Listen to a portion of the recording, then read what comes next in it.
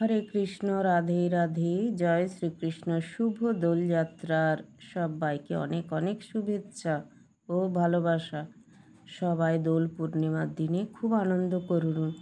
ভগবান শ্রীকৃষ্ণ রাধারানীর দোল যাত্রা পালন করুন।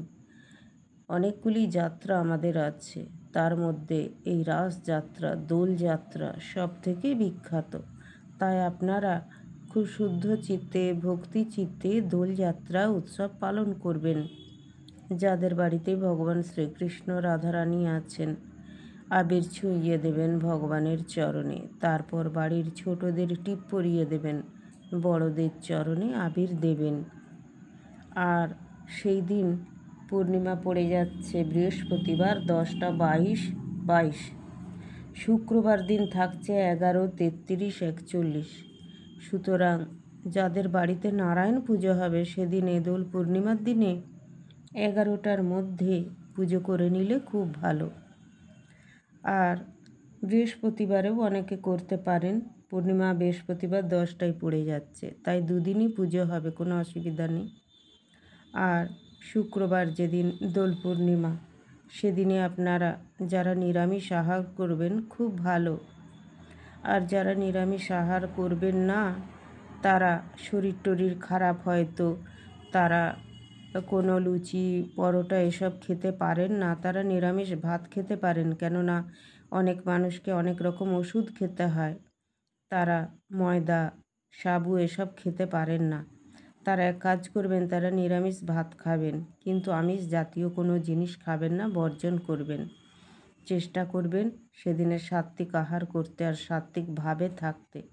যতক্ষণ পারবেন প্রভুর নাম করবেন, প্রভুর অষ্টোত্তর শতনাম পাঠ করবেন, হরে কৃষ্ণ নাম করবেন, মহামন্ত্র পাঠ করবেন, আপনার গুরু মন্ত্র পাঠ করবেন, ইষ্ট মন্ত্র পাঠ করবেন। সেদিনে অবশ্যই বড়দের সম্মান করবেন, ছোটদের অকারণে বকাঝকা করবেন না, কোনো কারণে ছোটদের মনে দুঃখ দেবেন না। ভগবান সবার মধ্যেই আছেন। রাস্তায় ঘাটে অবলা পথপশুদের বিরক্ত করবেন না, অকারণে পথপশুদের গায়ে রং দেবেন না, এতে প্রভু খুব কুপিত হবেন। কেননা অবলা জীবজন্তুদের গায়ে রং দিলে তারা চেটে ফেলে, তাদের খুব শরীরের ক্ষতি হয়। তাই কখনো অবলা জীবজন্তুর গায়ে কেউ রং দেবেন না। বাড়ির ছোটদের বারণ করবেন, তারা যেন কখনো এসব কর্ম না করে। বড়দের পায়ে দেবেন, ছোটদের কপালে টিপ দেবেন। সেদিনে সবাইকে মিষ্টি মুখ করাবেন, প্রভুর নাম গান করবেন, সৎ পথে থাকবেন, ভালোভাবে থাকবেন।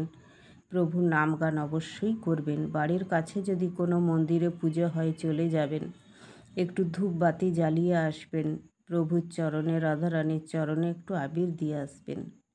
এই কাজগুলো ছোটোখাটোর মধ্যে কাজ, খুব সুন্দর করা যায়। আর অবশ্যই আপনি বাড়িতে প্রভুর নামটি করবেন, হরে কৃষ্ণ নাম অবশ্যই করবেন। সেদিনে নিরামিষ সাত্ত্বিক আহার করবেন এবং সাত্ত্বিকভাবে থাকবেন। চেষ্টা করবেন যাতে কারোর মনে আপনি দুঃখ না দিতে পারেন।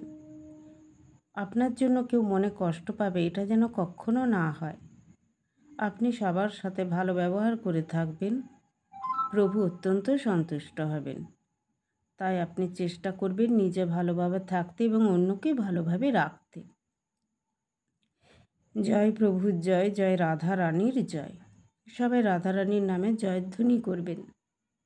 হরে কৃষ্ণ, রাধে রাধে। জয় শ্রীকৃষ্ণ। হরে কৃষ্ণ হরে রাম, জয় শ্রীকৃষ্ণ, রাধে রাধে।